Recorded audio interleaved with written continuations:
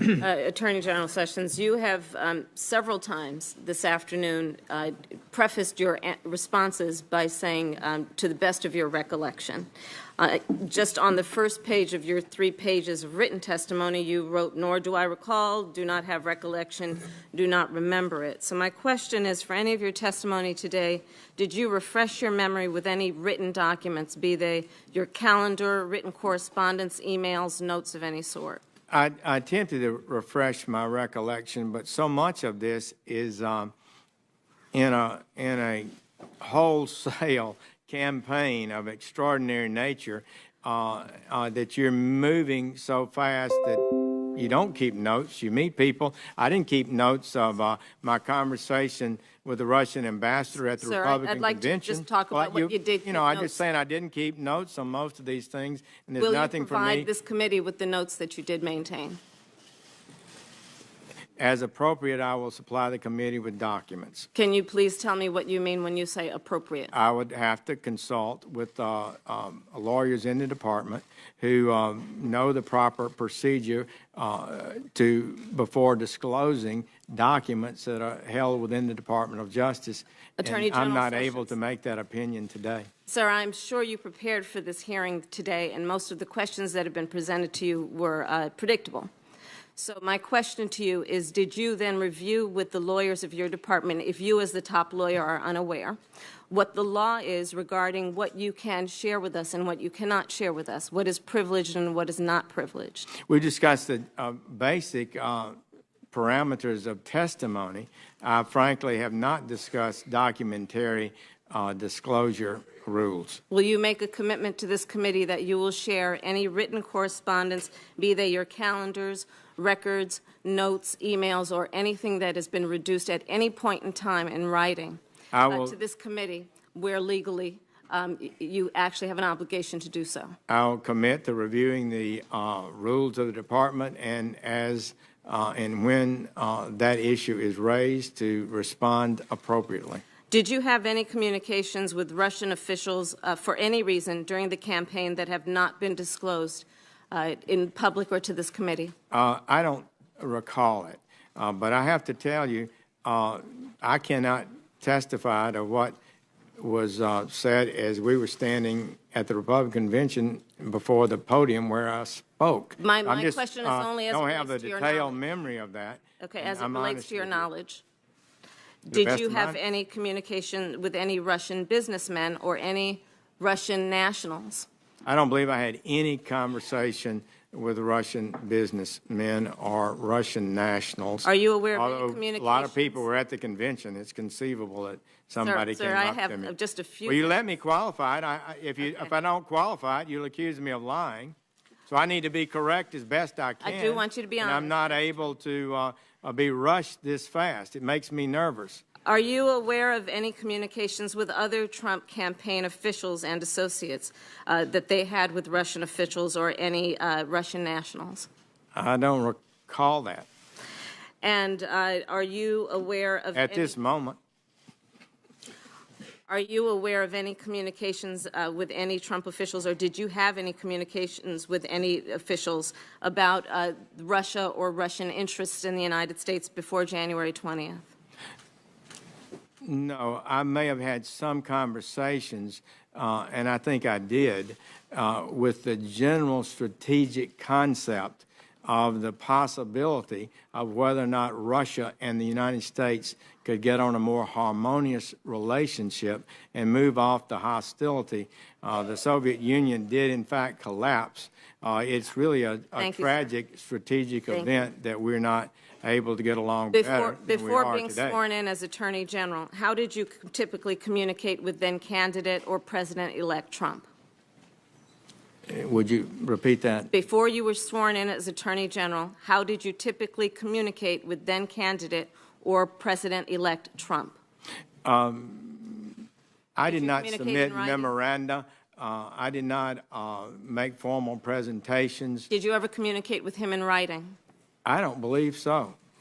And you referred to a longstanding DOJ policy. Can you tell us what policy it is you're talking about?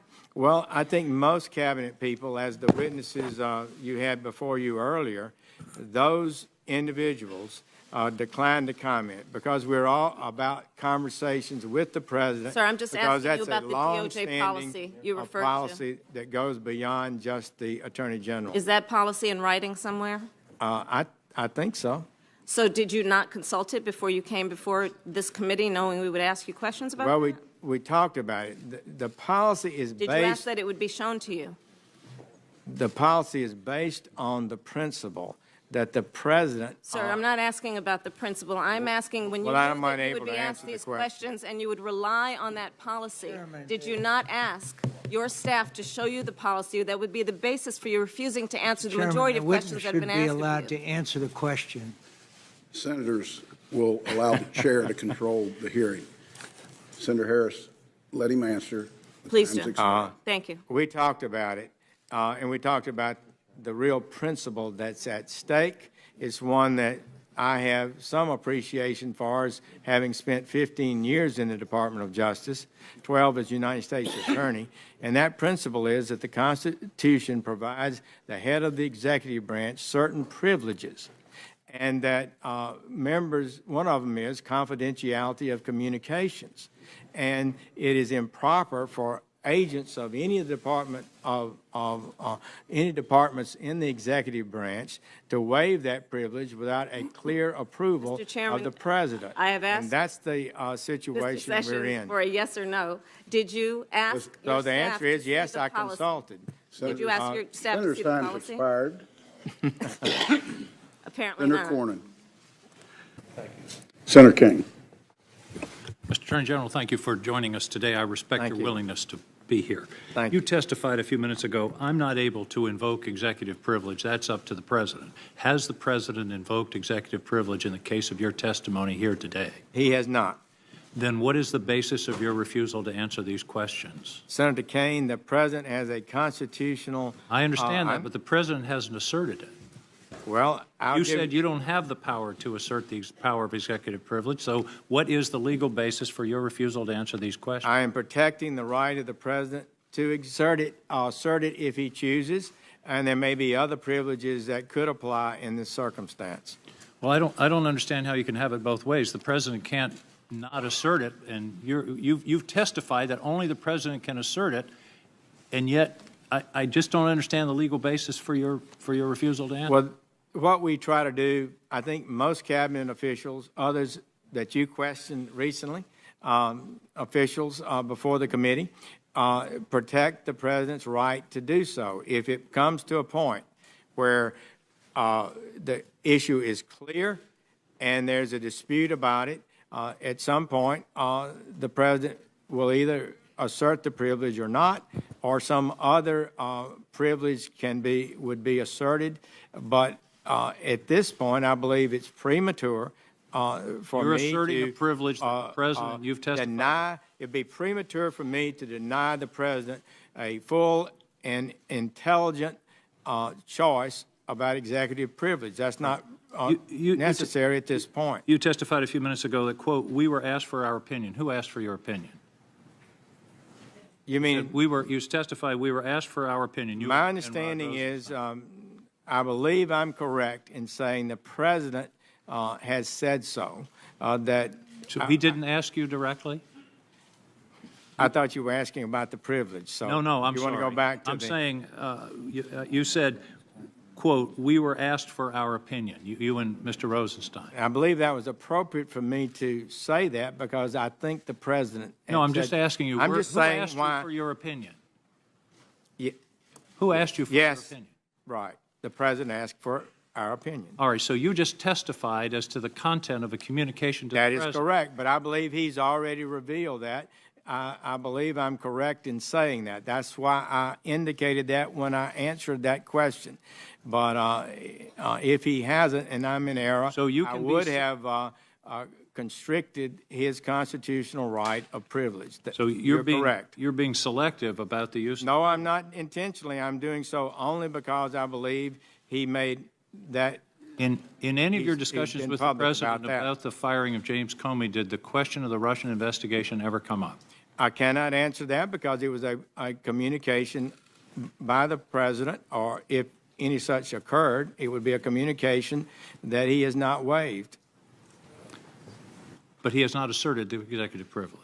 He has not asserted executive privilege Do you today. believe the Russians interfered with the 2016 elections? It appears so. The intelligence community seems to be united in that. But I have to tell you, Senator King, I know nothing but what I've read in the paper. I've never received any detailed briefing on how hacking occurred or how information was alleged to have influenced Well, the campaign. between the election, there was a memorandum from the intelligence community on October 9th that detailed what the Russians were doing after the election, before the inauguration. You never sought any information about this rather dramatic attack on our country?